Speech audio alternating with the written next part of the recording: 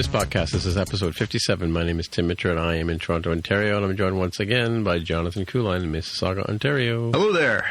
We also have Jaime Lopez Jr. on the line in Seattle, Washington. How's it going? All righty. So we'll just start off with some fact check. We were mentioning, I'm not sure if I ended up putting this in the show or not, but you were talking about, we're trying to explain to Jaime how close or not close we live together, Jonathan and I, how far my house is to Jonathan's house in Mississauga, and it turns, I said roughly 40 or 50 kilometers. It actually turns out to be 36 kilometers apart that we live. Practically neighbors. Whereas I think somebody put in here 22.36 miles. It wasn't me. That was me, because 36 kilometers, that might as well be the distance to the moon for all I know. Yeah. So I had to go into Google and see. You know, they do measure the distance to the moon in meters. I just want to, point that out, Yeah, and I don't know what that is either. 280,000. It's an astronomical unit, and I don't know how many that is. Yeah, I think roughly it comes to mind 280,000 kilometers to the moon. I believe you, but 22.369 miles. Hey Siri, how far is it from the Earth to the moon? Yeah, sure. Now she's not listening. The distance from Earth to the moon at 9:49 p.m. Eastern Standard Time Thursday, February 27th, 2020, is about 405,042 kilometers. What do you know? That I'm completely wrong. Was like a lieutenant commander data, unnecessarily precise answer. It's like, well, as of 9 p.m., it's dude, I don't really need to know. Well, I'm not trying to get a rocket there. I'm not NASA. Well, they do actually move the moon from time to time, I don't know if you've noticed that or not. It's like, well, based on, the wobble right now from the Earth's tides, we're actually slightly further away. I'm like, okay, sure. Okay, 405,042. Wait, come back. Can we get Jaime to ask the same question from Seattle and see if he's closer? We could. Okay, so I've got my PCalc application here. I'm just going to do a conversion from kilometers to... By the way, that's $5,406.67 US.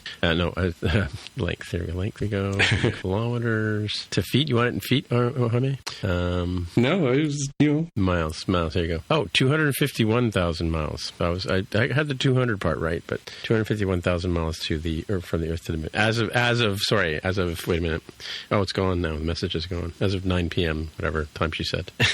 There you go. He's on the ball. Yes, sir, Bob. Anyway, TMI. I think we've been talking about, I'm not sure if it was on this show or other shows, we were talking about the amount of money. Oh, yes, it was in the after shows that last week. We were talking about how much money artists actually make. And I happen to have a friend who was involved in making records when they were on LP. Like, she started her career when they were still making vinyl. And she went all the way through all the CD generations and iTunes and whatever. And now she's back to actually producing albums again on vinyl. But anyway, it wasn't her, but Lorena McKenna was on CBC talking about her career as, she's self-published for the most part. And she was saying that back in the physical media days, an artist would get 25 cents per song every time it was played or sold or whatever. But now it's like $1 per 1,000 plays, right? So it's come down quite a lot in terms of what the streaming pays artists compared to what they used to make when albums were on vinyl or CD and all that kind of stuff. So there you go. You can see why they're on tour for sure. Yeah. Well, tour is where they make the money. So if you're I would say to people on this show and other shows that I'm on, if you are at a show and you want to support the artist, buy the T-shirt or buy the CD from the artist. Yep. So, yep. I had a couple things for our fact check from last time. I tried the Redbox's app, which we had talked about. Jaime mentioned that Redbox, the popular DVD kiosks, have expanded into doing a streaming service. I tried on a bunch of different platforms and a couple different ways. There doesn't seem to be an access here in Canada. I don't know, Jaime, if you're getting the same error message I'm getting now, but it comes up as blocked. I don't know if that's blocked because it's in Canada or if it's just blocked, but yeah. Did we ever have Redbox rental here? Yeah, we did have Redbox here. Oh, really? Okay. Like it was like kiosks that you'd find at the mall, right? I remember, I think it was like Giant Tiger or something. There was like a discount grocery chain that had some sort of affiliation with them, I think, at one point. Right, okay.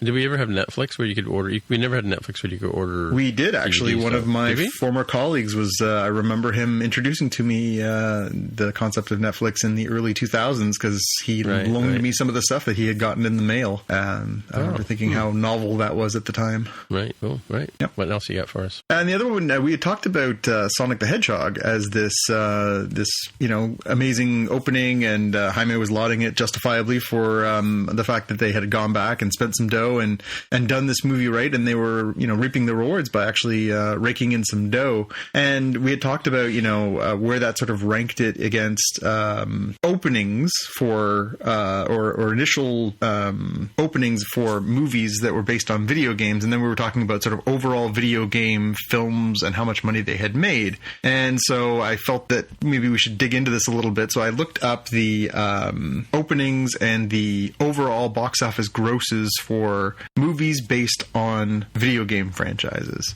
We talked about Sonic the Hedgehog, which as of this story, it's a story from Forbes.com this week. Very good. Recommend you check it out. That basically does the openings and then it does the overall takes. And Sonic the Hedgehog is now the 13th highest grossing video game based film at $203 million US. And the list goes up from there. So I won't get into all the numbers, but we were trying to fish for what was there. So Need for Speed, Resident Evil, Assassin's Creed, Tomb Raider, Resident Evil, Prince of Persia, Angry Birds, and then we get into the top three. Rampage, of course, was a Dwayne The Rock Johnson film, $428 million US. Pokemon ended up taking home $433 million overall, which is a pretty tidy sum. And Warcraft is the all-time highest one, which I think is one I mentioned last week, $439 million overall, but the large portion of that apparently came from China, because it was a very, very popular film over there. So popular that even though the movie was considered a huge flop elsewhere, they still talked about possibly doing a second one just because it did so well in that market. But yeah, it's when you actually see the list, you realize there actually have been a fair number of adaptations, although they tend to be a little more, a little less sort of the Sonic ilk and a little more of the, real life character based type things. Interesting that the Lara Croft Tomb Raider, that was the one with Angelina Jolie, did better than Tomb Raider. Yeah.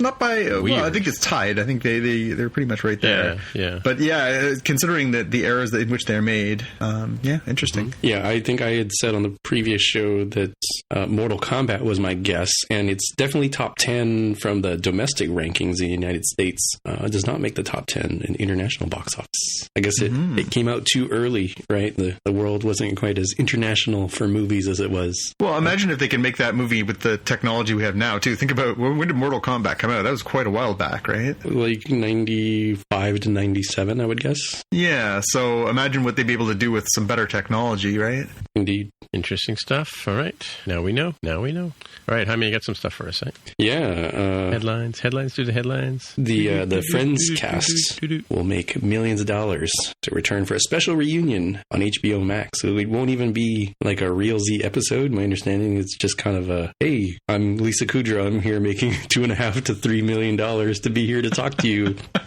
I guess once you're done watching this, you can continue watching Friends here on HBO Max. But didn't they make like $1 million per episode anyway? Yeah. So. Towards the end there, I think, or like final seasons. Yeah, they were making multi-millions per episode per person. Yeah. What do you do with $1 million like per episode? It's like, what? That's such an astronomically high number. I'm sure it all went to their entourage. That's like European soccer player money. Yeah, for sure. And what else is next? But I heard that they were having trouble pulling them together, but now it's confirmed they're going to do it? I mean, I feel like $3 million for like a half hour to an hour of finished tape it would convince me, As that's hey, $1 million. Lopez, you want to fly right now to New York and sit down for take us about 3 hours to do an hour's worth of stuff. It's like, sure, for $3 million. Yeah, so that's $1 million per word, eh? Yeah. How you doing? Yeah, how you doing is exactly what I was thinking. All right, enough of that. What else you got for us, Jaime? We've got BBC Scotland News, who has a little little Twitter video on filming for The Batman, the one with Cedric Diggory, Robert Pattinson, whose name escaped me until I said that. Isn't he dead? Yeah, Cedric Diggory, yeah. And they show, him and or possibly more like stunt riders on the motorcycle in the suit. And, it's interesting to see things coming along. I think folks need to always understand that what it looks like through these normal lenses is not what it'll look like through the cinematic finished thing. Like I was watching some of the Ready Room stuff for how they did Star Trek Picard, and it looks awful.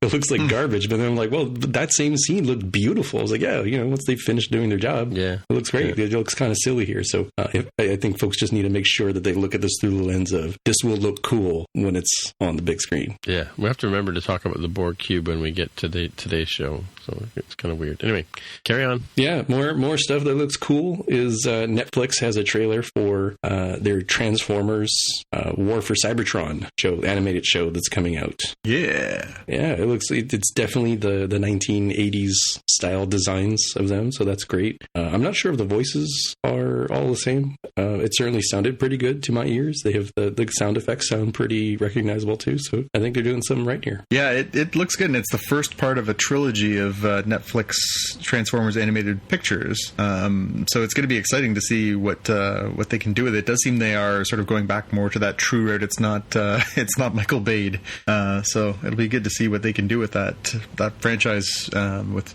maybe a little more of a retro spin. Right, cool. So this one from me, it was we were talking. I think we were talking about the nominees for best special effects or visual effect with respect to the Avengers Endgame and why it kind of got panned. I think it was the point of the story last week. But so I found this post around the same sort of place about a visual effects artist who breaks down the year's nominated best visual effects nominees, right? And so those were Avengers, Star Wars. Who else is here? Well, the winner was 1917.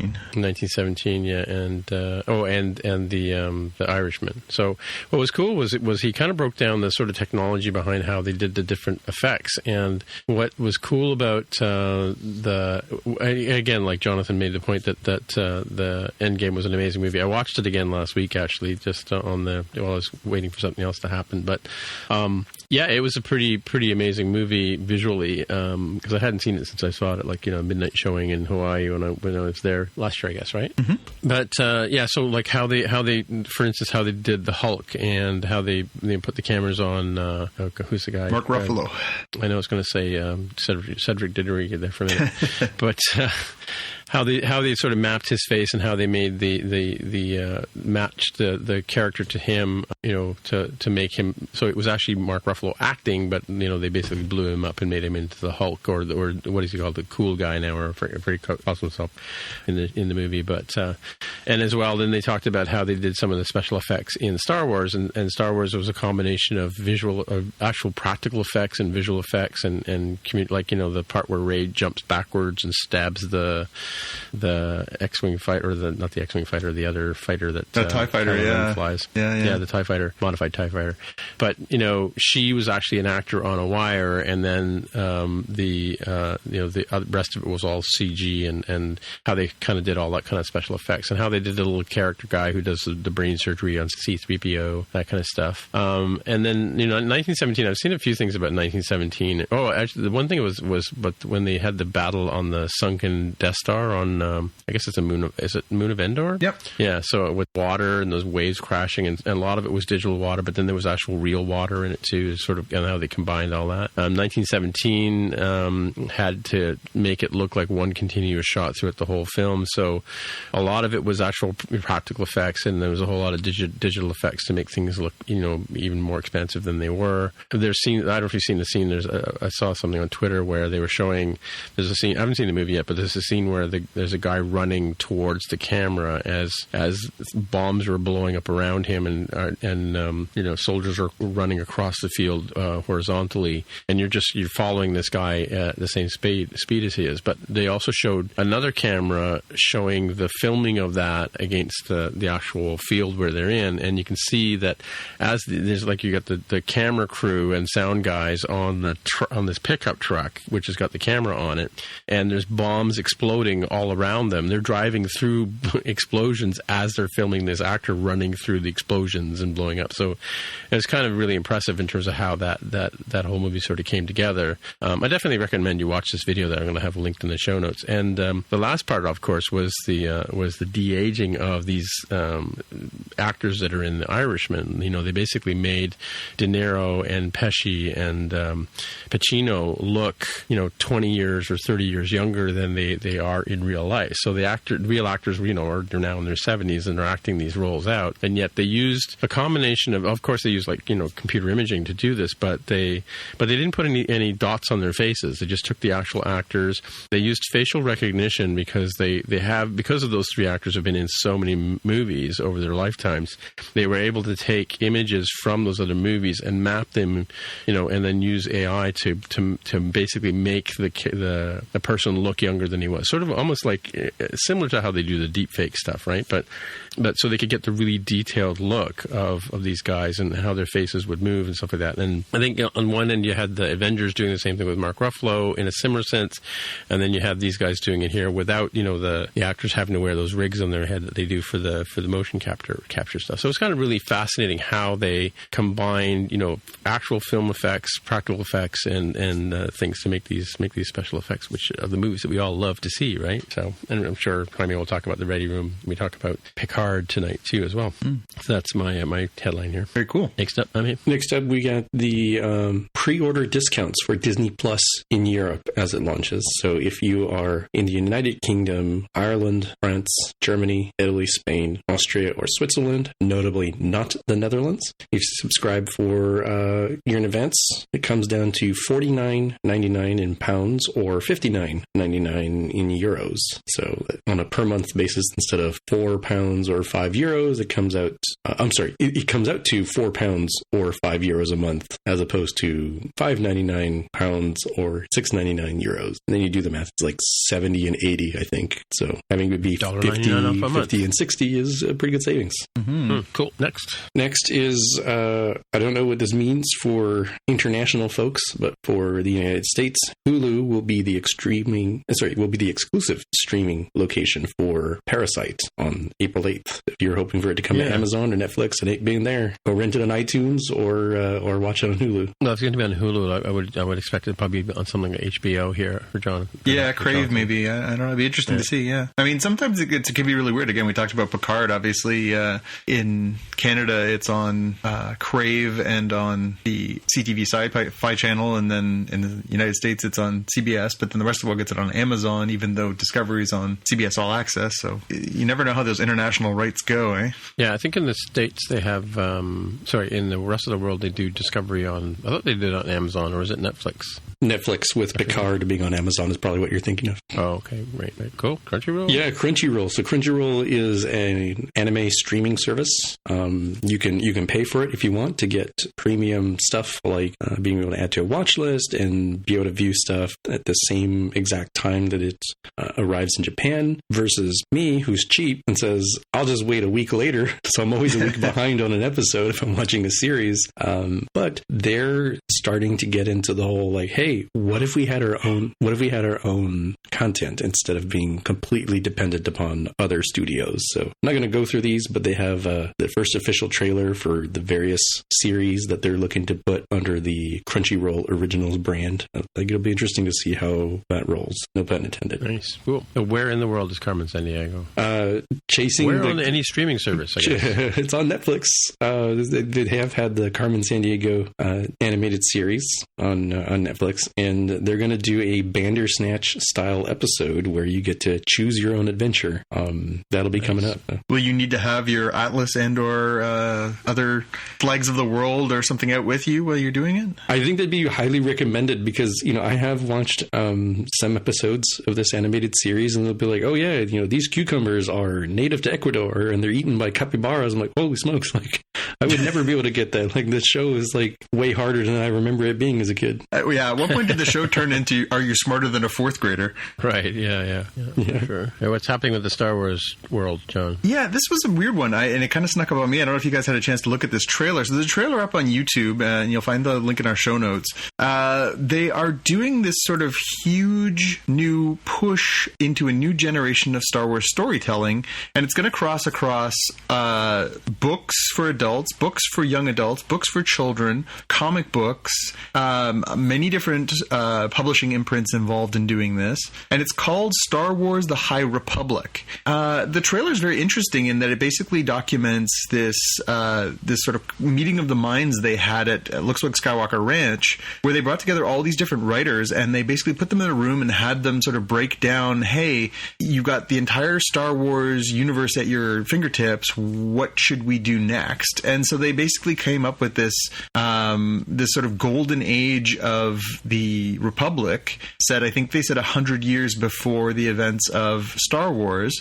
and they basically broke down over the course of this sort of conference that they had all these different angles of different characters, of different settings, and the big bad and all this stuff. It sounds really interesting, so I'm curious to see how this sort of all plays out. Honestly, I looked at it and I was like, this sounds fascinating, if not extremely daunting. In typical Disney fashion, it feels like it's like, and it's getting a theme park, and it's getting this, and it's getting that. I almost felt like, if they had said, like, we're going to put out like one book every 6 months, I'd be like, yeah, I'm totally going to read that. And when they said it's going to have like 16 publishers involved, I was a little overwhelmed, but it does sound really interesting. I mean, they had, at one point in the video, they mentioned that they have the character designer who worked on creating Darth Maul came out and helped them do character designs for some of the characters that they were coming up with and stuff. So it looks really, really interesting. Did you guys have a chance to look at this? No, I just saw a picture of it, like a screener of it, like a single image. Yeah. Yeah, no, I didn't see that. Yeah, it looks interesting. It's closer to real time, if we want to call it that, than the Old Republic. Folks might remember the Old Republic stuff being some pretty cool video games. So that would be a notable tie-in here to what this is doing, But there's still plenty of space. There's a lot. I mean, they didn't exactly sit down and explain, like, here's exactly what happened over these thousands of generations of Jedi who did stuff long before the prequel. So it's kind of fun to see that there's new blood, new room for stories to tell. Yeah. Well, yeah. And you do wonder, obviously, if it is a hit, sort of where it spills from there, too. Are they going to take it and do video games or movies or TV shows? Again, it seems like all this stuff is so interconnected now, right? Yeah, definitely.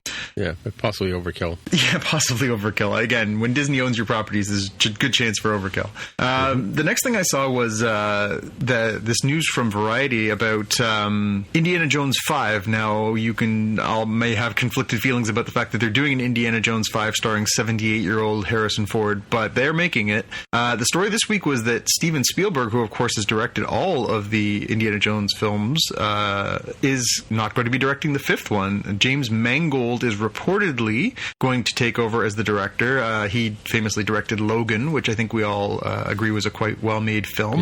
Yep.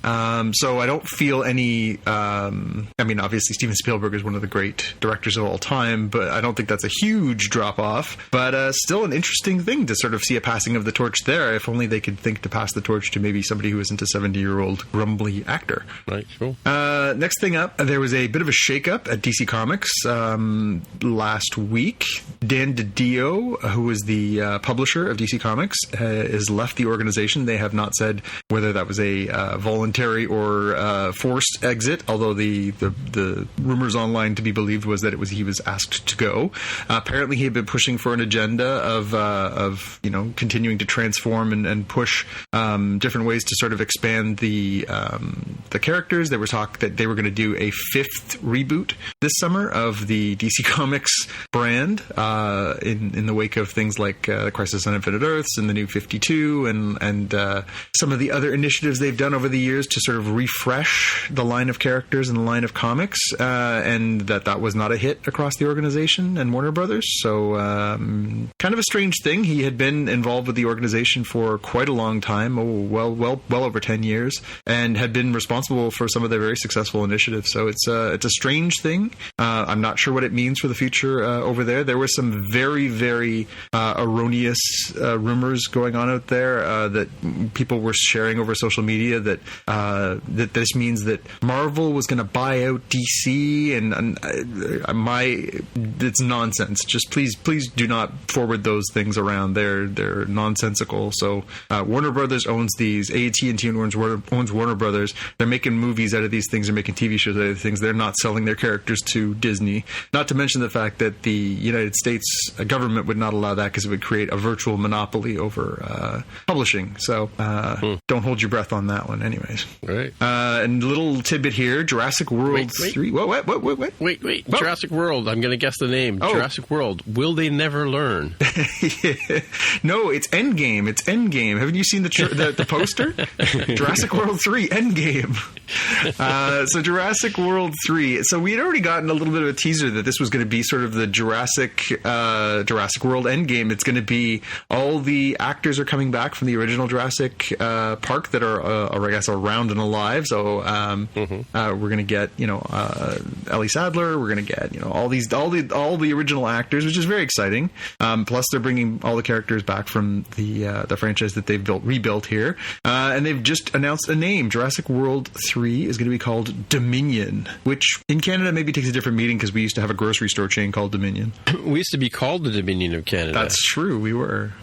And the Toronto Dominion Bank, Yes, indeed. Yes. Indeed. They put up a trailer this week for Walking Dead, The World Beyond. World Beyond is a 2-year limited Walking Dead spin-off series that is apparently set around characters. I think we talked about this one in the past, that they were going to make this. It's set around a generation of kids who grew up in the zombie era, so who don't have strong memories of the world before, and them going on sort of their own adventure in this world with, having grown up in it. Again, I've gotten a little disconnected. I think we all have gotten a little disconnected from the Walking Dead world over the last few years. I think we've all sort of felt that it's had its rise and is now sort of headed somewhere else. But the trailer doesn't look bad. Of course, in 20 years, we'll all be proved wrong when they have these big, giant Walking Dead conventions. And the fan base is still apparently quite rabid. Rabid, yes, exactly. The comic book series is over. I don't know about the ratings and such, but anecdotally, obviously, none of us are keeping up with it. And some of my other friends who are sort of in this community, it doesn't seem like it's nearly as hot as it was 4 or 5 years ago, for sure. Right. Okay. And this one made me sad, and I think it'll hit home with Jaime too. Kazuhisa Hashimoto, who was the creator of the Konami Code, died this week at age 61, far too soon. Hashimoto-san created this code, which, Jaime, can you do it off the top of your head? Is it like no robot should harm any human, or... No. Well, no, but it's something that's ingrained in every video gamer's head, I think. Yeah. It's the up, down, left, right, BA, start. And sometimes select start depending on what you were trying to modify. Like, I think Super C or the NES needed select for some reason. But it's largely been the same just everywhere. Like, Konami games go to random websites and somebody's put an Easter egg that does something when you put in the Konami code. Yep. It is one of the most famous little Easter egg codes ever put into a game. The reason that Hashimoto put it into his game was because he was working on an adaptation for the NES, and he hadn't played it very well, so he couldn't beat it. So he put in the code so that he was going to be able to do it himself, and he just left it in there. And it was so popular. In every other game? It was so popular that they started putting it in regularly, and then, as Jaime said, they started making minor tweaks to it, but people would often figure it out, and it became this sort of very ubiquitous video game thing over the years. It started in the early 1980s, and it just sort of carried through, and most gamers who are sort of more than just casual can do that off the top of their head. Up, down, left, right, BA, start. And my question is it in Ready Player One? It's a good question. I wonder the book. I mean, yeah.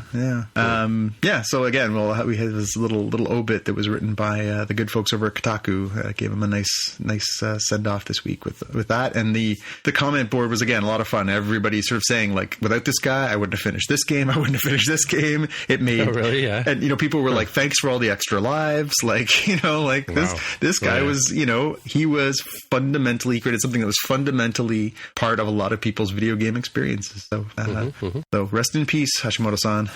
All right. Well, this next story, I almost don't want to read it because I haven't seen this movie yet called Knives Out. I don't know if you've seen Knives Out or whatever. You haven't seen it yet, anyway, John, right? And Jaime? No, I haven't seen it either. It's kind of a spoiler, but Ryan Johnson, the director of the movie, says or claims that Apple has such an iron fist on the control of their brand that they won't let bad guys own an iPhone in movies. So that might be a spoiler for the movie Knives Out. Well, it might be a spoiler for any future movies this year. If you see somebody holding an iPhone, you're like, well, they clearly weren't the bad guy. Yeah. So when we see one show up in Picard, we'll know, right? Yeah.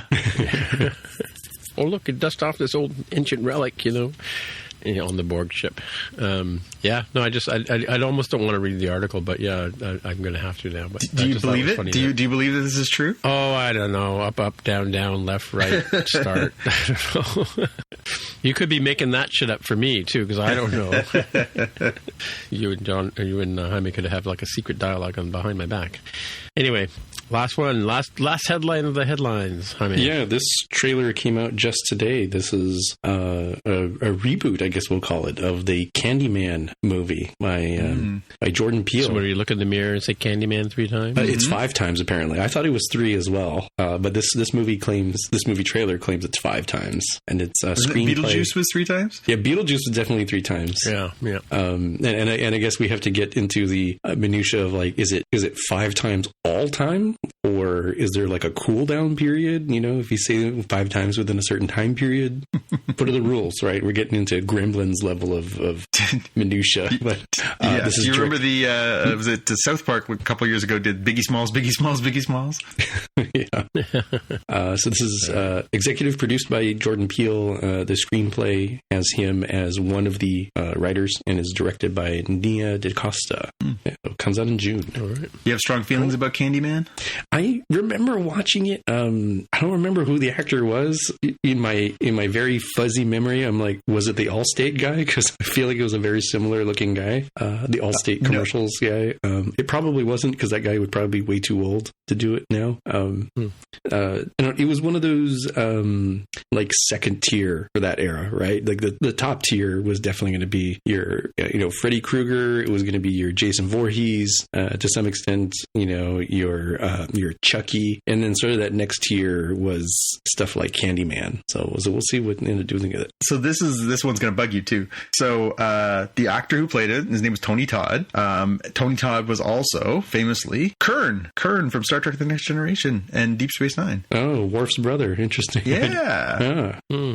So he's got the very, very, very distinctive voice. Very, very distinct voice, Tony Todd. All right. Well, folks, here it is.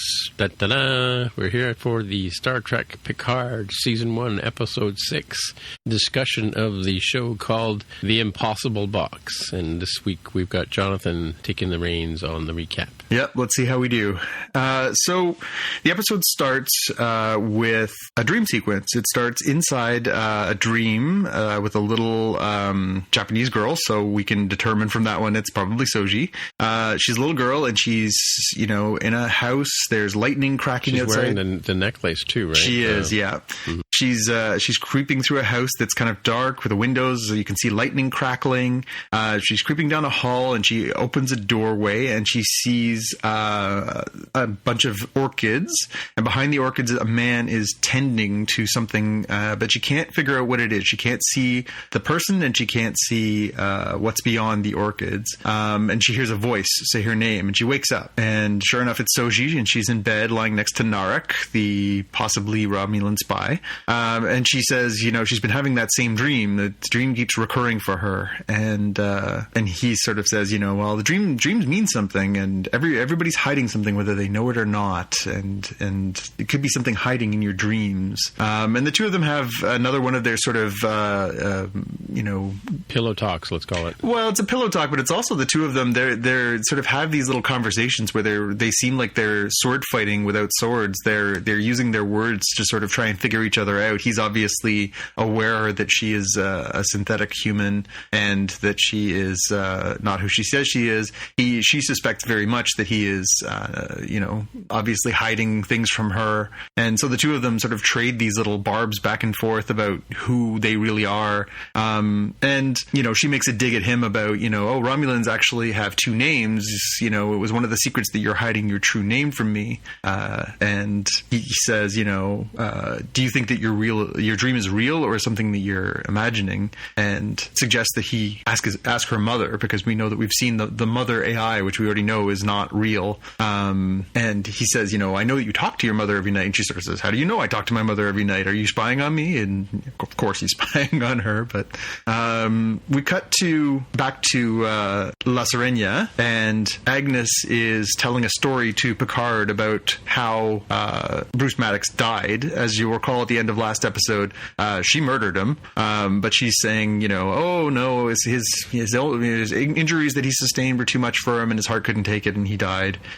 Which is interesting, because I didn't know where they were going to go last week on that one, whether they were going to have it be they come around the corner and say, oh my god, you've killed him, or if that was going to be something that she kept to herself. So clearly it's to herself. They do a little... Well, you would think in the 23rd century the logs would be able to tell that something was amiss, right? Well, and the EMH popped in at one point. Wouldn't the EMH be able to pop back on and say, by the way... Yeah. But they don't get into that. They instead do a little data dump for us. So they give us a little reminder that they're headed towards the artifact where Soji is, and they give a little recap of the fact that Picard was assimilated, and that he's still dealing with the trauma of that, even that this is supposed to be 20 plus years later. And he makes this sort of blanket statement about the Borg. They don't change, they metastasize. It was a great line. Right, yeah. Elnor sort of notices Agnes is upset and says, you are also haunted by something, just like Picard is, by something you'd like to forget. And then the great line from him too, sorry, was I inbutting? Picard is then goes into his hollow produced study again and starts reviewing the files about the Borg and the artifact, trying to learn everything he can. And it starts to recap. And so again, we get a little bit of a sort of recap of where we're at. And he realizes that Hugh is the leader of the Borg Reclamation Project. And then we see the image of Locutus and a beautiful visual overlay of the transparent screen showing Locutus's face overlaid with the now older Picard's face. And you can feel, honestly, it gives you chills. It just takes you right back to that moment of the first time you saw Picard assimilated, and very, very well done. So I'm reading Jaime's notes here in the show notes and trying to figure out where you are in the story. I'm reading my notes. I'm not reading those notes. No, I'm just like, he's got like Space Wolverine tries Jagged Little Pill, and I'm like, okay, how does that fit in? I write my in butt. Yeah, there's a lot of butt talk in this one. So Rios is the Space Wolverine, and Allison Pill is the decoded okay, Jagged so we Little haven't Pill, got to that part yet. Spoilers. Which is the album title for Alanis Morissette's album for the 90s. Right, of course, yes. That's about right. All right, so we'll get into that one right now. So we get our Picard title sequence, and then we cut back to La Sirena, headed into the Beta Quadrant where the neutral zone used to exist, headed towards the artifact. Rios is playing a little one-man soccer practice, and in walks, as Jaime mentioned, in walks Agnes Girardi. Coincidentally, he's looking buff and she's looking very sexy in her sleepwear. She sort of says, why do you like it out here? Why do you like it in space. Space is cold and empty and wants to kill you. And, you know, there had been sort of hints that there was some good chemistry between the two of them, and they share a kiss. And she sort of says, you know, I've never slept with the captain of anything before. And he says, I'd recommend She says, it. I have this amazing superpower. Yeah, well, first he says, yeah, I've never slept with the captain of anything before. And he says, I recommend it. And then, she's as they're sort of headed towards to his quarters, she says, oh, and then he says, what's the problem? And she says, I have a superpower. I can sense mistakes as I'm making them. And he says, that's not much of a superpower. And so the two of them sort of have this sort of moment where they're sort of both, you know, he's sort of questioning what's going on in her mind. She's questioning whether or not it's a good idea to sleep with him.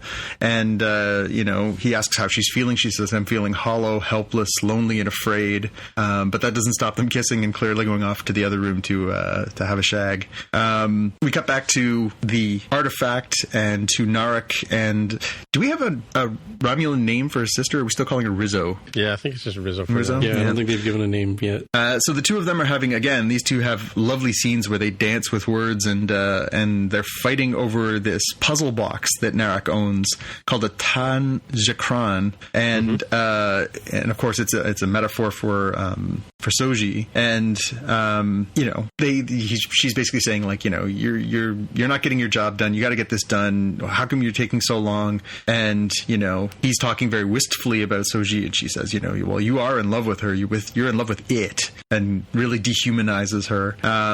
But he has a really interesting sort of line in there, and he says, you know, well, what's the purpose of giving us a synthetic person dreams? Why would you do that? Right. She says, well, it's a malfunction. And he says, no, it's not. It can't be a malfunction. She says, every day she must come up against the fact that her existence finds evidence of the fact that she isn't human, and that she has to create that cognitive dissonance that goes somewhere, and it goes into her unconsciousness. And that's not something that's coincidental, and it's something we can take advantage of. So he says, you know, my plan is to get her to reveal what her dreams are so that I can get inside and work her engrams and get the truth without having her activate and pummel me into the floor like all the rest of the Romulans who activated Daj in previous episodes. Right. And, you know, he sort of says, you know, eyes are on the prize here. It's all about subtlety, and it's about getting the answers to where the synth homeworld are. It's not, you know, this isn't a box you can open by force. This is a box you have to open by using all of the right methods, and he explains that by opening the Tanchakran. All right, so some real-time follow-up here. Peyton List is the actress who plays Lieutenant Narissa Rizzo. That's all we know her as so far. So, cut back to La Serena, and and they're headed towards the artifact come hell or high water, but they don't have really right to be there. They know, and they admit that, you know, heading towards there is going to be a breach of the Galactic Treaty, just crossing into Romulan space. And Agnes says, well, you know, hey, let's go undercover as scientists. And Picard says, the second that I walk off this ship, they're going to know. The Romulans will recognize me, the Borg will recognize me, and the game's over. And so he says, instead, let's try the Kawat Malat way, the same way that Elnor was raised. Let's be perfectly open. And so he suggests that they, knowing now that Hugh is the leader of the Borg Independence Project, he wants to try and get Federation diplomatic credentials as an envoy so that they'll have to let him on board so that he can meet with Hugh. And when they say, why would they do this for you? They say, oh, no, not for me. And they pull Raffi out of her quarters, where, of course, she's been getting drunk for several days and clearly high. And she's a mess, obviously, in the wake of being rejected by her son. And she's, you know, yeah, she's pretty messed up. But they put her in a chair, they prop her up. She has a hit off of her pipe, and she calls one of her friends at Starfleet, Emmy, who I don't know if they gave her any more detail than that about her. She says, you know, hey, I'm here on this mission with Picard, and we need your help. And she sort of says, I can't help you. They're sorry, like, you can't do that. She's like, well, the bad news is we're 3 hours away from the artifact, and we're like just about to cross into Romulan space. She's like, you're going to start a war. You can't do that. And she says, I know. Picard is so Federation. His face is probably still in the damn brochures. And so Emmy basically says, like, okay, and in the effort to not, you know, start a war in the Romulan space, I'll see what I can do. She says, I'll get you a 24-hour pass, but do me a favor, never call me again. Yeah, exactly. Yeah. So yeah, funny scene there. At which point Raffi sort of piles herself back into her room.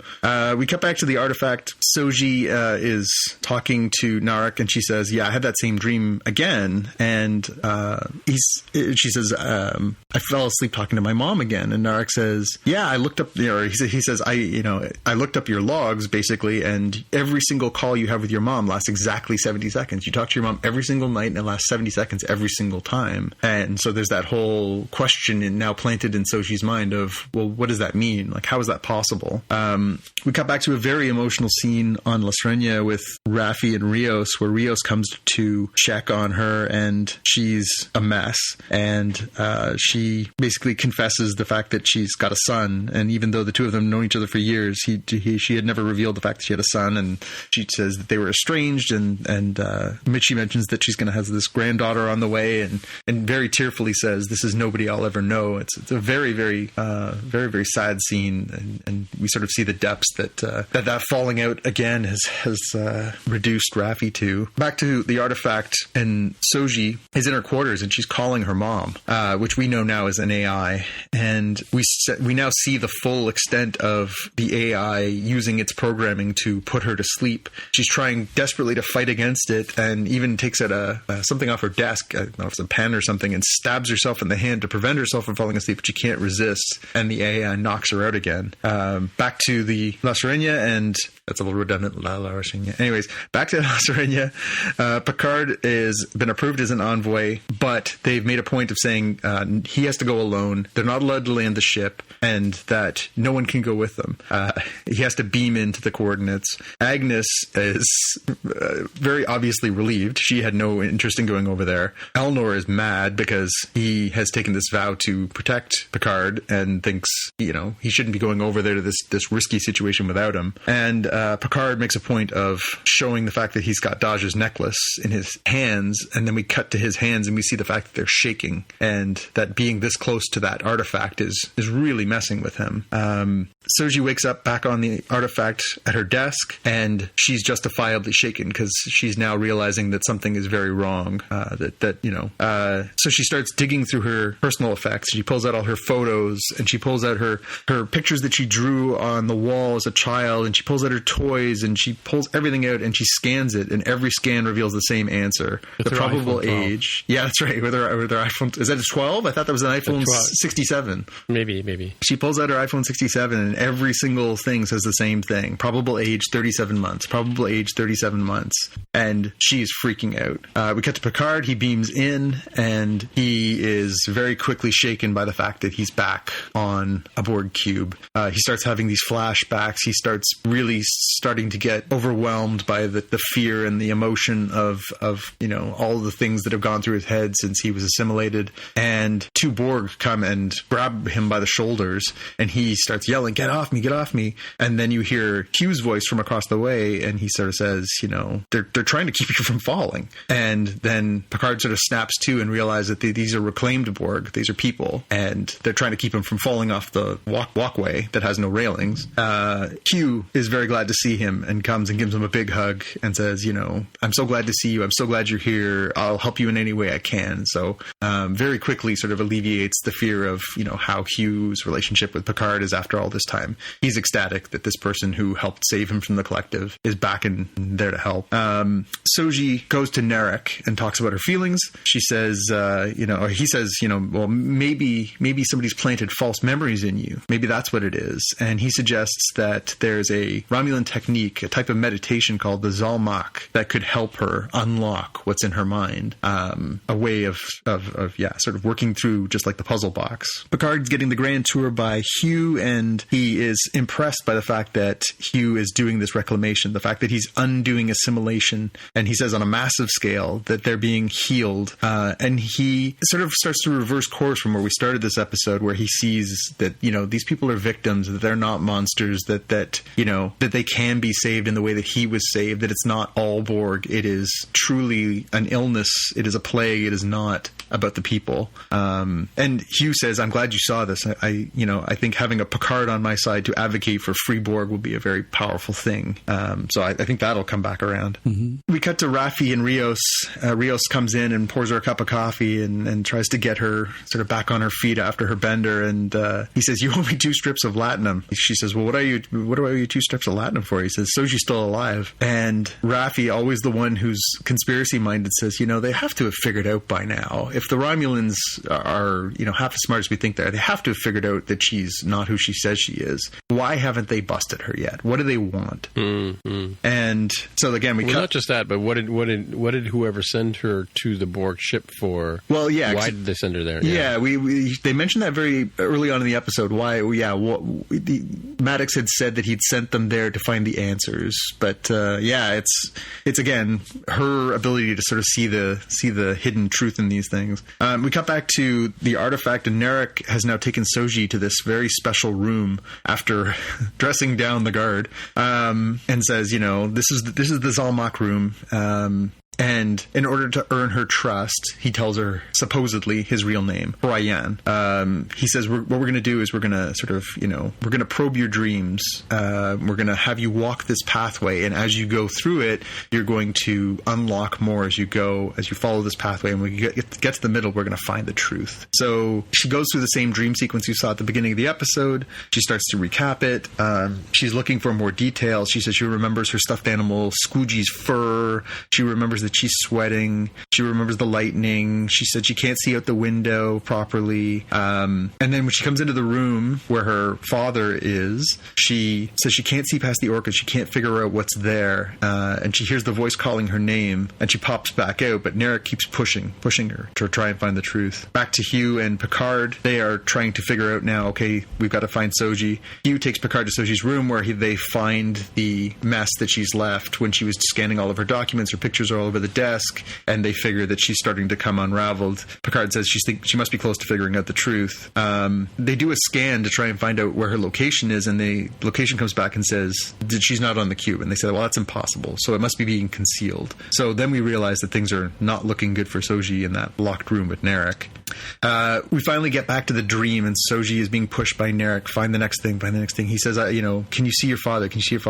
Look past the orchids. And she looks past. She looks behind, and she sees her father's face, but there is no face. It's blurry. Yeah, there's nothing there. And she looks past the other side of the orchids, and she sees on the table herself as a full-sized wooden doll. And Narek quickly says, okay, now look up through the skylight and tell me what you see. And she says, I see 2 red moons, dark as blood, and lightning, so much lightning. And then snaps back to the room and is looking at him and says, why was I on a workbench? Why was I there? What does that mean? And he kisses her very tenderly and says, it means you're not real. You never were. And then he says goodbye, and he drops the puzzle box that we saw earlier, and he walks out the door and locks behind him. And he looks genuinely pained in that moment. He looks like he's, maybe there's a lot of truth to what Rizzo said earlier, that maybe he really was in love. And as the puzzle box unlocks as it did before, we see this red gas start to leak out and start suffocating her. She's choking. Clearly it's something toxic meant to kill her in this moment. He's got the answers he needs, so it's time to get rid of her.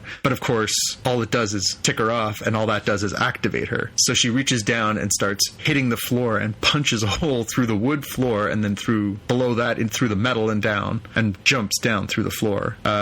Hugh all of a sudden recognizes that she's reappeared on the indicators that he's got, saying she's now between 2 floors, and it can't be right because she's moving unnaturally fast. And Picard knows that exactly what that means. That means she has been activated. There's a little throwaway moment in there that I thought was interesting, and I'll digress into that for 1 second. As Picard and Hugh are walking down the hallway and they're trying to get to where Soji is, one of the reclaimed Borg walking by says, Locutus? As Picard walks by. Yep. Which was funny. It wasn't like they recognized him as Jean-Luc. They recognized him as Locutus as part of the collective. I thought that was an interesting little throwaway line, but interesting in that moment. Well, did you also catch the part where they said that the Queen is Romulan? it? No, I didn't see it. Yeah, they said our queen is a Romulan. Yes, I did. Yes, I did. Now that you mention it, you're right. So of course, Soji fully activated, busting through 2 floors, has got the Romulans freaking out. Narek starts calling in the reinforcements. Soji crashes through the ceiling just in front of where Picard and Hugh are, and Picard knows just what to do. So he reaches into his pocket and he pulls out the necklace and he sort of says, I'm here to help you. My name is Jean-Luc Picard. I'm here to help you. I'm here to rescue you. And she says, aren't you a little short for an admiral? Short for a stormtrooper. Yeah. And when she sees the necklace, she knows that, this person is, legit. He says, let me help you. And the Romulans are on the way. Hugh is saying, you got to get him out of here. So Picard asks Hugh for help. Hugh takes them into this sort of hidden area inside, which he calls the Queen Cell. And it's an interesting note. They say it's a place they both remember, even though neither of them ever been there before. Yeah. And inside is this, what he calls a trajector, which is technology that was assimilated by the Borg from the Sicarians. And it has a 40,000 light year range, and it basically creates a doorway. And so because they can't get off the ship, Picard says, okay, let's go. He calls the La Serena, and he says, okay, we can't get out this way. You guys go. We'll rendezvous at Repente. And maybe, yeah. At which point they're like, okay, fine, we'll meet you there. Hey, wait a minute, where's Elnor? And cut to back to the artifact, and the Romulans are closing in. They're coming towards the door. 3 of them are coming at them, and they're just about to take down Hugh, Picard, and Soji. And Elnor just comes in like a ninja, rogue ninja, and starts slashing the heads off of them. And yet another slice first, ask questions later moment for Elnor. Elnor, I told you to stay on the ship. Yes, I didn't listen. Great line. The kid gets all the great lines. They decide they're going to open the door, but in opening the door, Hugh sort of says, this is going to take a few minutes. And Elnor says, you guys go, I'll stay here, I'll defend your retreat. They hesitate because they don't want to leave him behind, but they realize that he's right. They do need the time. So Soji and Picard jump through this portal, and Hugh and Elnor are left behind. Hugh says it's going to take a few minutes to shut down and then rehide the room. And he says, can you buy us a few minutes? And Elnor says, yes, I can buy you a couple of minutes. And then the door closes behind them, and you hear him say, please, my friends, choose to live. I love that line. That's like my new catchphrase now. But again, another great episode. Like, really good pace, good characters. I mean, I thought this was great. What do you guys think? Yeah, for sure. I was digging it. Some of the notes, really good recap, by the way. Some notes that I captured. Is that early in the episode when they're recapping Picard's time in the collective, he nearly goes full Captain Ahab. Like, clearly it reminded me of First Contact, right? Where he, he gets called out as being like Captain Ahab, and the Borg were the ones who had wounded him, and he was going to get his revenge. And he obviously still feels it, right? And you can see the trauma there when he envisions Borg drones grabbing him versus XBs who have been liberated and are just trying to keep him from falling off the catwalk. Yeah, some beautiful performance by Patrick Stewart. Just it's so much subtlety in his face and his eyes. Another note I have here is Nepenthe. Just like a lot of these planets, they all have some sort of meaning in the real world. This one I had to look up because I didn't know, but it's a drug described in Homer's Odyssey as banishing grief or trouble from a person's mind. Interesting. I feel like that will give us a hint for the next place they're going to. The Sicarians tickled the back of my brain. I was like, I've never heard that before. And so I went to go look it up. I'm just checking right now. If remember the episode called All Our Yesterdays on the original series, where this planet is about to be destroyed by supernova, and they beam down to try and rescue people, and they meet this old dude whose name is. Hang on, I'll tell you what his name is. Wait for IMDb to load. Mr. Atoz, and they go, and Spock and McCoy go back and they meet Marriott Hartley in prehistoric time in the planet, and Spock reverts back and falls in love with her, and Kirk ends up going somewhere else, but he ends up going back to a time when they were burning witches, and anyway, so I'm thinking that arch, because it reminded me of the arch in that episode where they jump through and they go back in time. And just looking to see what the name of the planet was, because it could be that one or the one with Oh, who was the English actress who was in Dynasty? Elizabeth Taylor? No, it's Joan the other one. Joan Collins? Collins. Joan That's what it Collins, is. Yes. So I actually did look this up to see who the Sicarians are. And the reason it came to mind is there was a Voyager episode where these people had these archways that they could use to just sort of instantly be anywhere else without space travel. And they were looking to trade that technology or usage of it for stories because they love stories. So they want basically like a computer database dump of all the literature and media that Voyager had. And the way that Hugh says it, that the Borg assimilated Sicarians and not assimilated the Sicarians, it leaves people wondering about the ambiguity there. Like, are the Sicarians still around and they assimilated like some of the engineers who knew how that worked? Or did they assimilate the whole damn race? Yeah, Okay, because they were in the Delta Quadrant, so it's a dangerous place to live. Mm-hmm. Right. The other thing I didn't found odd today about the cube itself, because I mean we see them cubes in other episodes, and and Seven had that sort of like station that Harry set up for her to regenerate, right? Mm-hmm. But the way the cube, the walls kind of moved and stuff like that, I found that was a little not necessary. But I guess they were trying to make it seem like it wasn't really a computerized or like a styrofoam set, like the original series. That was just the stuff you couldn't see because we had SD televisions. Yeah, it's true. You couldn't see it all happening in the background. Well, it's like I said the other day when that one woman, Atlanta Troyes, threw the knife at William Shatner. You could see that it was suspended on a fishing line, right? Back in those days, we wouldn't have been able to see that because it would have been all blurry and things, right? But I like the styrofoam rocks that they had in the original series and stuff like that, right? So my all-time favorite one of those I actually just rewatched not long ago. To Kill a Mockingbird, classic. Oh yeah, beautiful the ham film. Right? No, you know what it is? It's the scene where Atticus. They call Atticus home because there's a rabid dog in the streets of Macomb. Yeah. Oh, that scene kills me every time. This is long before they had to have the SPCA on scene during shoots. Yeah. So it's supposed to be this rabid dog has come through town, and Atticus is the best shot in town, and they have to call him so that he can take this dog out. And in lieu of special effects in the 1960s, what they did was clearly tie a rope to this damn dog's leg and just pull it out from under him in the middle of the scene so that he falls down when they shoot him. Yeah. And it is just the most awkwardly brutal thing to see this poor dog have its legs just yoinked out from under it, because that was a special effect. It wasn't like they taught the dog to fall down on command. They just pulled its legs out from under him. Yeah. Pretty bad. The other note I have here, since those of you listening to the show can't see this, but I write my notes in memes roughly. It really is delightful, folks. You're missing out.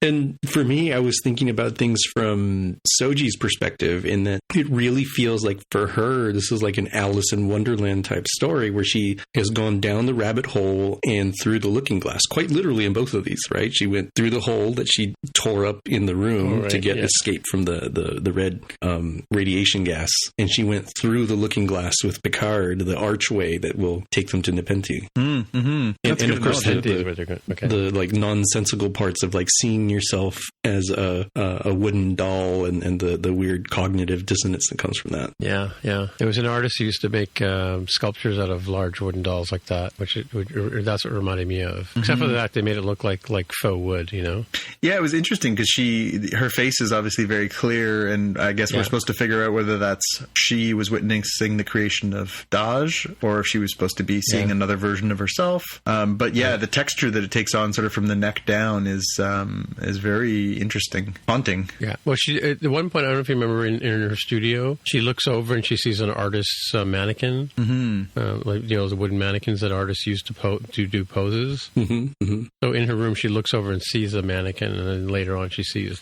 herself as the mannequin. Yeah. In the dream. Yeah.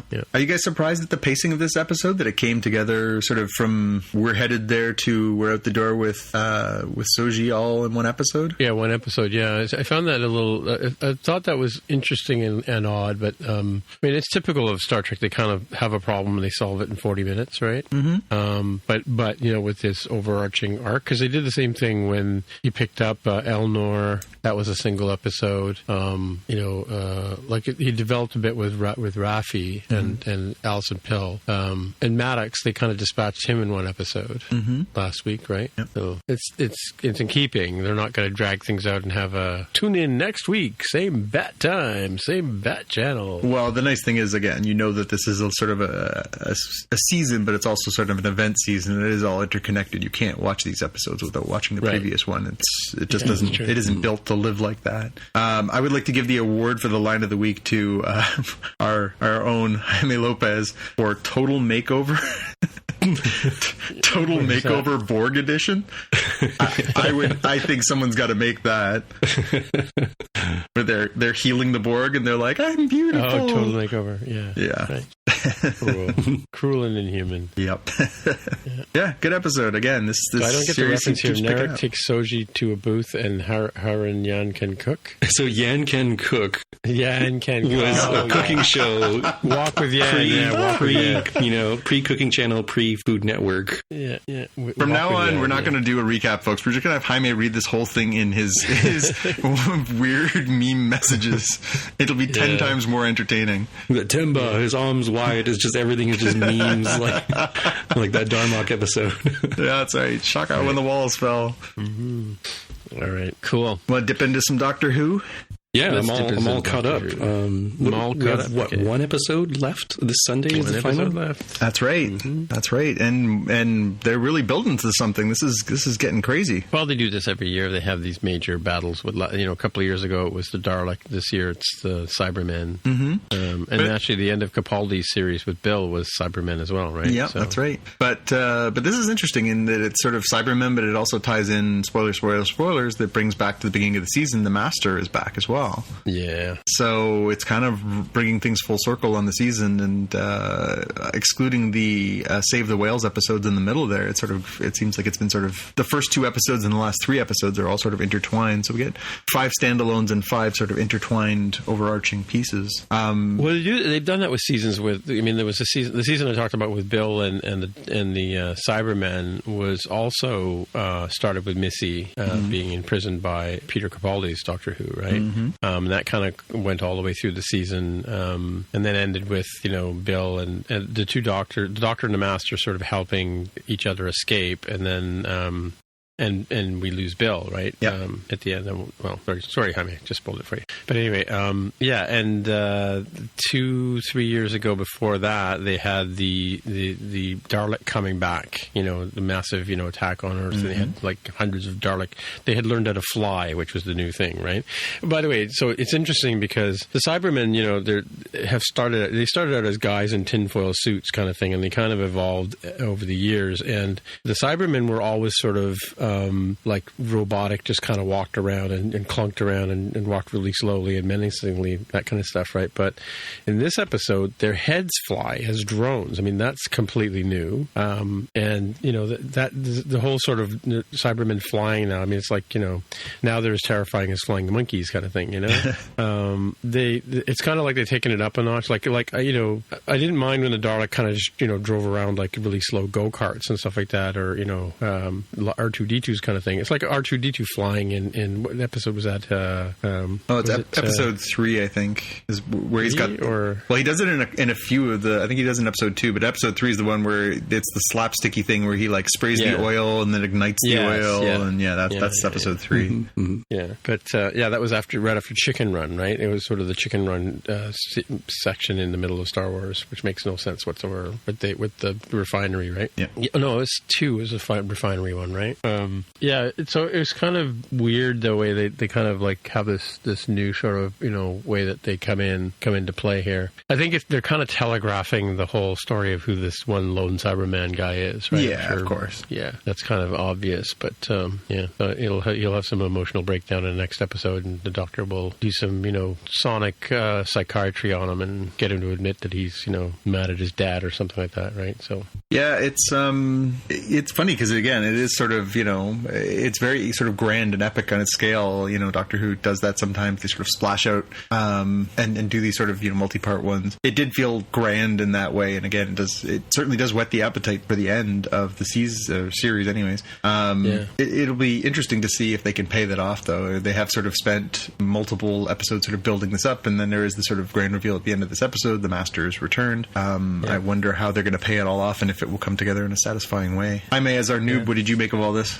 Yeah, so I ended up catching up on the most recent 3 episodes, and the episode 9 was the one that really held my attention the most, I found. The setting with the Mary Shelley crew was pretty well done. I don't have any real good background on the Cybermen. They seem to me, from this episode to be, and previous episodes, as being kind of like a cross between like the Borg and the Kalon, especially with the flying heads sort of thing from Identity Part 2 and the Orville. Yep. So I think I more or less got what was going on. It was kind of interesting that they had split this episode with the the little kid who's adopted and becomes a policeman and eventually ends up retiring. So the dual and getting removed at the end too. Mm-hmm. Yeah. But I mean the Borg analogy is a great observation too, because that's essentially what it is. James Corden was once on Doctor Who as one of the sort of people, one of the victims, as it were, right? And he ended up being a Cyberman for a bit. I think it was on the Capaldi series, right? Yep. But I mean, it is funny that you mentioned that, because that's exactly what the Cybermen are. They basically catch you and turn you into a Cyberman, put you inside a suit and make you do weird things, right? Although it's funny because there's sort of a mixed metaphor in that one too, because at some point they sort of change from you'll become one of us to we want you eradicated too. They sort of become their own race at a certain point, and it's less about assimilation, more about genocide. Yeah. Because in this one, they're very clearly are like, it's enough out of all of you, and they're there to kill all the humans, not take them hostage or turn them into anything. I was going to say, the Doctor had mentioned that to the companions that the Cybermen eventually wipe out all the humans. Is that new information, or is that like a recap of stuff that's in the mythology? It's sort of in the mythology, I think. Yeah, I can't recall. I must admit it does start to get a little convoluted in my mind. Maybe we can do that for our fact check for next week. We'll do a deep dive on Cybermen. Yeah,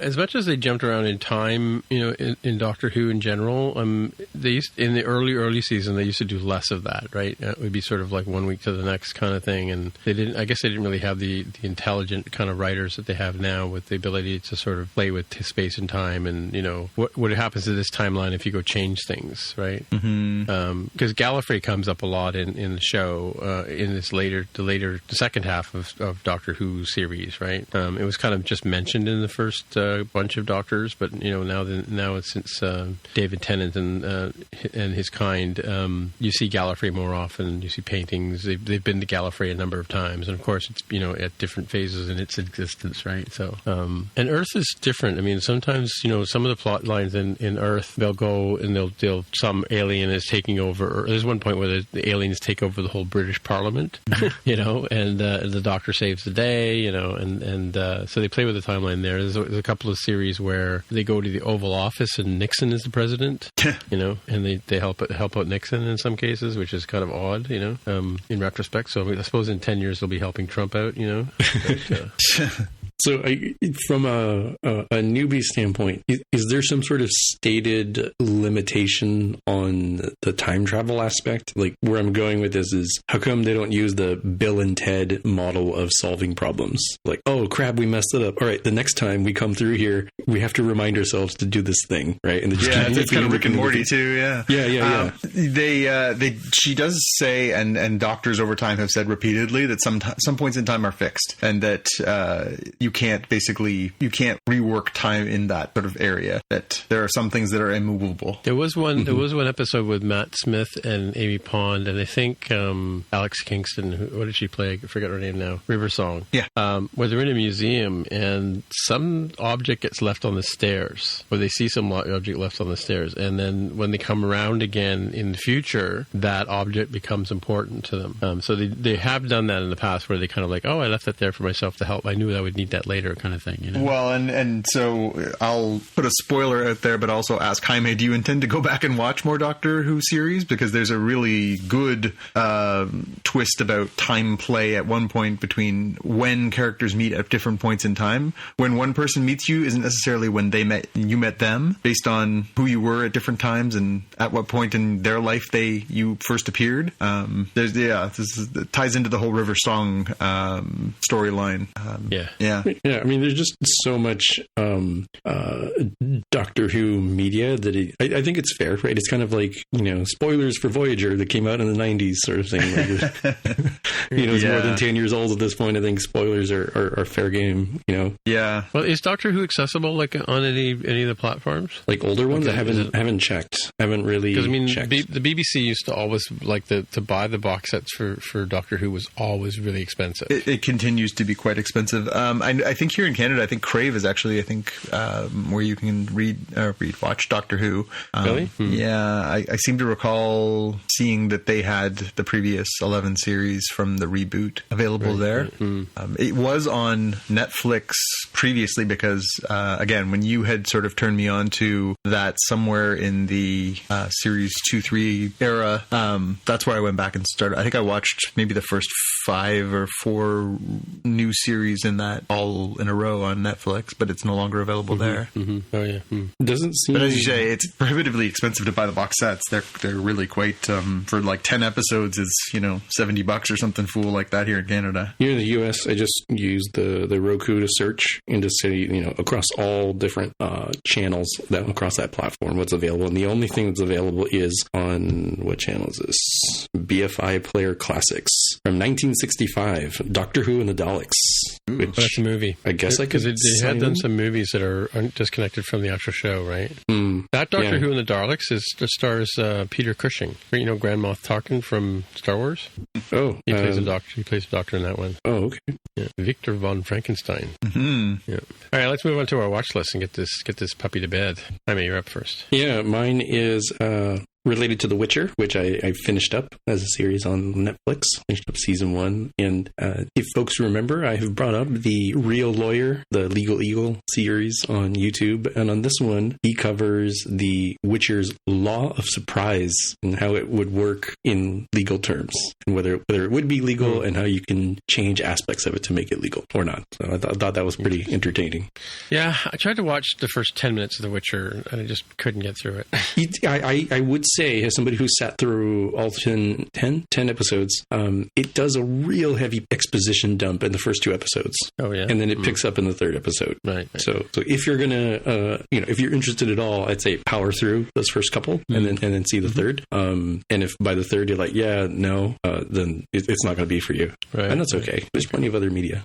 So last week you guys were talking about Better Call Saul. So I put it down as all of us wanting to watch Better Call Saul. But I don't know if you know this or not, John, but they showed the premiere episode on Sunday night. It's normally on Mondays. So they had like a 2-night premiere. So I happened to catch I only caught it halfway through on Sunday night. Yeah. But then they replayed it again before the premiere time. I think it's 9:00 at night on Mondays. Yep. They played it at 8 and then at 9. So I don't know if you saw both episodes. Yeah, I caught it on the on-demand because AMC is actually pretty good through Rogers On Demand. I didn't know it was on demand. Okay. It is. Yeah, that's actually somewhat common practice with AMC. They do 2-night premieres often. They'll drop you episode 1 on one night and episode 2. I know Jason Segel from How I Met Your Mother and Forgetting Sarah Marshall has a new AMC series starting this week. Look, it's on my watch list called Dispatches from Everywhere. Yeah, so you can talk about that one, but I know that's a 2-night premiere as well. That's premieres on Sunday night and the first episode, and then episode 2's on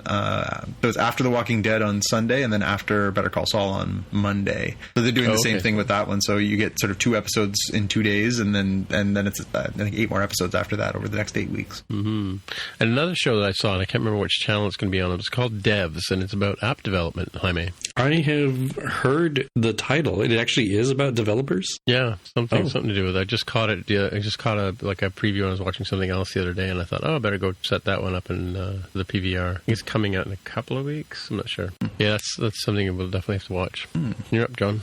All right, I have a couple things. So I watched this new show premiered on Netflix last week. It's called I Am Not Okay With This. It's based on a graphic novel, which is right in my wheelhouse. A very dark graphic novel called, same name, by a creator named Charles Forsman. Charles Forsman has previously had his work adapted by Netflix from his work, which all sort of follows this very dark, edgy graphic novels. Previously, he did one called End of the F blank blank blank blank ING World. This is a family podcast, so I won't say what it is, but which was a fantastic show on Netflix. I don't know if you guys have had a chance to watch that one. Again, very dark. That one is about End of the Effing World is about a pair of young teenagers who decide to basically run away from home and go on a crime spree.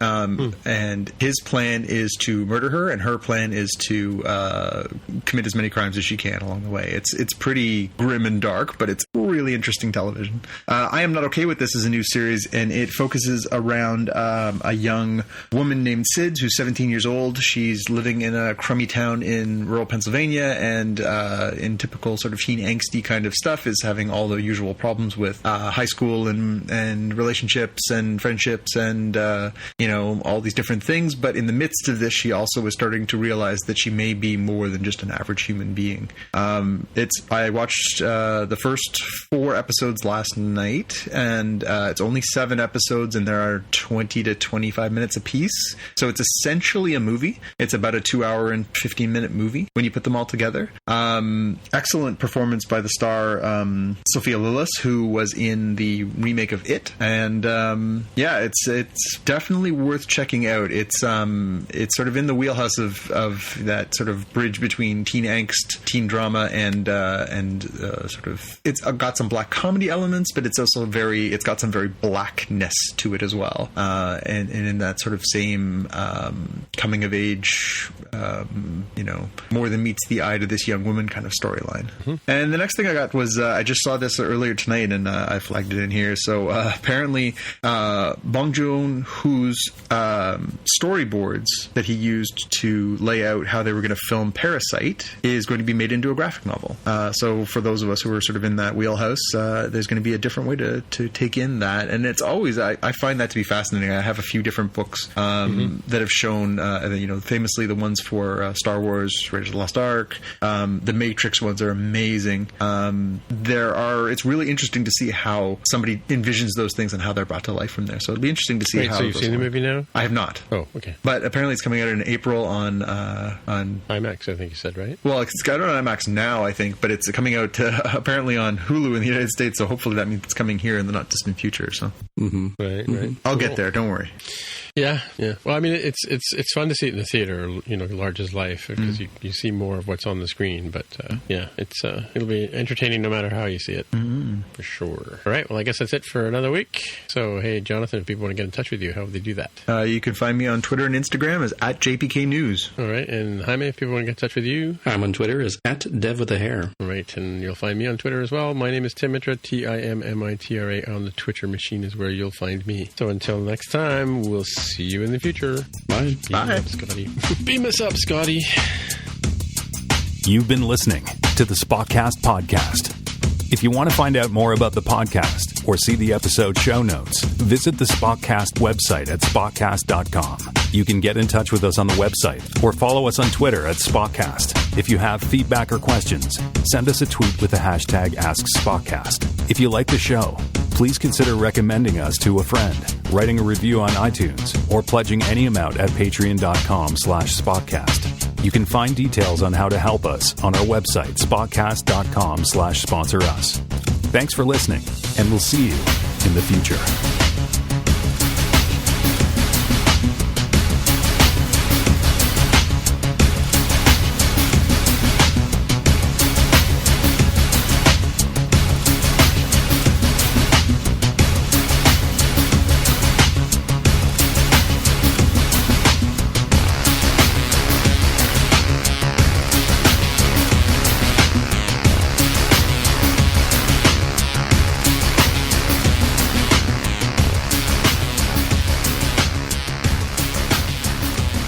We have to do the start date again this year. Oh, yeah. Mind you, I don't know what stardate for Picard's in. Well, in the future. yeah, I guess we established if it's... Yeah, we don't know what the actual date is. We know what the year is. Well, they kind of blew that whole thing with the last season of Discovery, right? Because now we have no idea where we are. I mean, it's in the 30th or 31st century, depending where they're drawing the line on things. Right. Yep. They go like 900-ish years in the future, so depending how literal they were with that. And Picard is in 2399, at the tail end of the 24th, almost the 25th century, like Buck Rogers, right? In the 25th century. Yep. Yeah. It's amazing that guy you mentioned earlier died at 61 years old. I know. That's far pretty too young. soon. It's a shame. Pretty young. Did it say how he died? I don't think the story says. Oh, look, it's up, down, left, right, B, A, start. Yep. Huh. Does that only work on Konami games? No, it's been adopted for a lot of different things over the years. Konami is famous for it, but it's sort of become a trope, and as Jaime mentioned earlier, it's sort of spun from there too. It's other things have done it. The story referenced at the bottom of the Kotaku story, they mentioned the Bank of Canada used it at one point. I do not get the reference. I don't know what that means. I meant to look that up, but I haven't. It's been a bit of a busy week for me. So right too. Yeah, I mean, I would say if you're ever bored, Tim, just try it on some random site that you suspect might, have a gaming culture associated with it. Oh yeah, and there's a pretty good chance you'll get some sort of Easter egg. Nice. Yeah, it is really funny how many different things it has seeped into, and really, yeah, like I say, it's almost become an in joke in its way. But I do love the bluntness of it too, where he's just like, I couldn't beat our own game, so I put in a cheat code. yeah. That's not uncommon in development to do stuff like that. Yeah. Level selects and music. Yeah, this guy's basically the grandfather of the cheat code, right? Built it right in. Yeah. He said the reason I made this code so easy too is because I was the one who's going to be using it, so I made sure it was something I would remember. Yeah. I did that once. I was working on an app once where every time I went to run the app, you have to log in. So I said, this is annoying. So I put it like a remember me thing that would remember your username and password, so that every time I just went to run the app, it would automatically log me in. And then we turned that into a feature, right? So hang on, I just found this one. I'm going to paste this in next to the note for that one. So here, you guys can check this out. What could that be? He wondered. 10 awesome uses of the Konami code. This is a story from 2017 from Kotaku, where they show you examples of where it's been used in modern terms. So they used it in the very popular online game Rocket League, Tony Hawk's Pro Skater 2, Scott Pilgrim vs. the World, which was, of course, a very much meta video game experience, movie, everything. And then, Gradius. There's the Bank of Canada one. There's no rule that says the Konami code needs to be used in a game. Earlier this month, the Bank of Canada revealed the new $10 banknote. Inputting the Konami code adds an extra dash of bizarre patriotism and summoning a horde of confetti and playing the boisterous Canadian anthem. Really? There you go. So, nerds are everywhere, man. It says you can use it in pretty much every Teenage Mutant Ninja Turtles beat-em-up game that they ever created. Assassin's Creed 3, and of course Contra. That's the very famous one that, honestly, I don't know how people finish that game without that code. And of course, it was, they don't mention it in here, but Metal Gear, right? Metal Gear used it. I'll have to try and work that into some of my games. Yep. For science. You monster. Yep. Anyway, I'm ready to pack it in. Yep, me too. Busy day. All right. Talk to you guys later. Talk to you All right. later. See you next week, guys. Bye. Bye.